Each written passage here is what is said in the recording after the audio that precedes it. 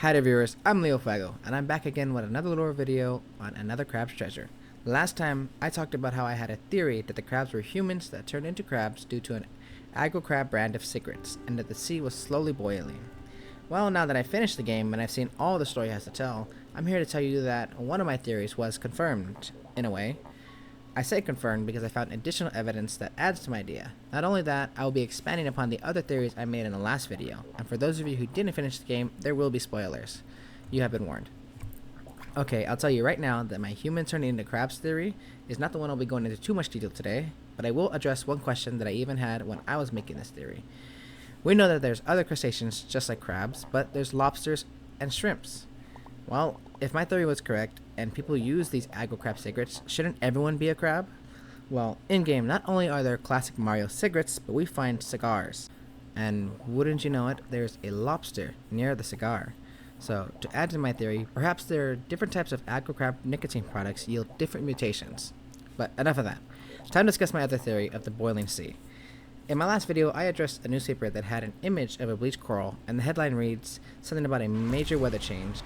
At the end of the game, we fight the final boss on Trash Island. When this fight is over, Trash Island falls, and the trash from the surface of the water causes Krill to worry for the townspeople, because this much trash will cause the people to gunk much faster. And I knew the garbage has something to do with causing people to gunk, but I wasn't sure how or why. The only thing we do know about the gunk is that it's been happening a lot to crabs, and it only seems to be an oil of some kind. The only way we know how krill gets gunked is by getting hit by gunked enemies or standing in the stuff to the point we are coated in it. So, can this trash gunk the people? It doesn't appear to have any oily stuff on it. Well, that's where you'd be wrong. This trash from the surface of the water is actually coated in oil.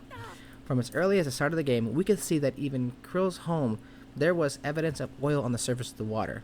Looking at the edge of the rocks, we see that this strange dark color, and I thought it was just wet rocks. When we first played, I had paid no mind to this detail, but this is not water, it is oil. These rocks have an oily sheen, the same color you see when car oils are floating on water in real life. And guess what? It's in the background of Krill's home. The pipeline that carries oil, a part of the same pipeline that we see in Slack Tide. This means not only is there oil on the sea floor, but there's oil on the surface of the water as well. And assuming that large portions, or until proven otherwise, the entire ocean could possibly have this layer of oil, we can believe this idea of water slowly boiling because of global warming, and with this layer of oil on the water, this could be speeding up the process of the water getting warmer. Because when oil is on water, it stops the water from evaporating, meaning this water can't cool down, and it makes the water boil faster.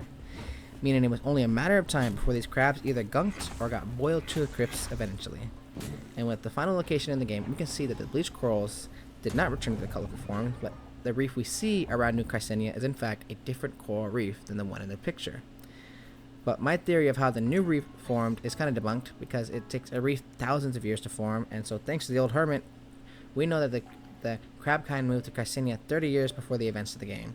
So while it's unknown how long the reef has been there, I can definitely say that the street signs and the abundance of garbage was not there for thousands of years, because the old hermit also said that 30 years ago is when the trash first started to fall.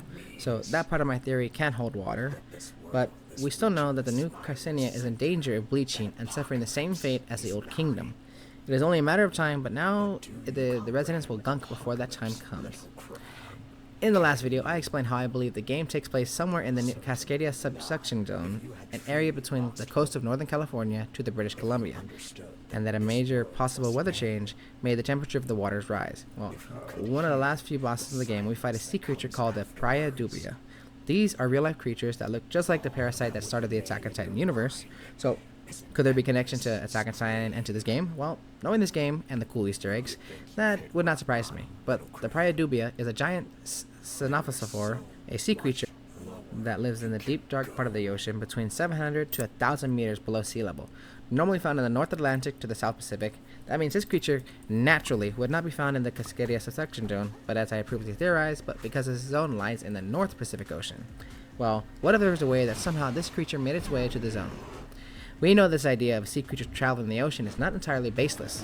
One of the bosses in this game, a particular crab, the one that unsheathed a pair of chopsticks like a samurai sword. Well, that crab is I might pronounce this wrong, the Hekigani crab from Japan, with the nickname samurai crab because of the warrior-like face on their shells. And we see this crab on a boat of some kind, And there's also these Japanese spider crabs. And if you remember what the moon snail said about the spiral, is that it connects the whole ocean, and perhaps the other parts of the world is in danger too.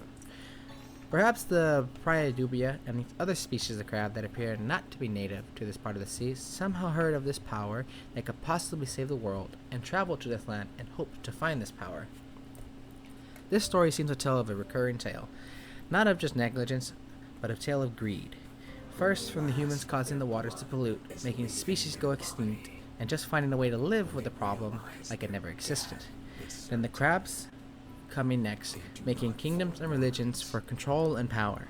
Then making one sea creature's life more meaningful than another based on an economy around trash. This game's story is not only about negligence to the pollution, but about greed too, about money-making businesses not caring what damage is caused and trying to make more money.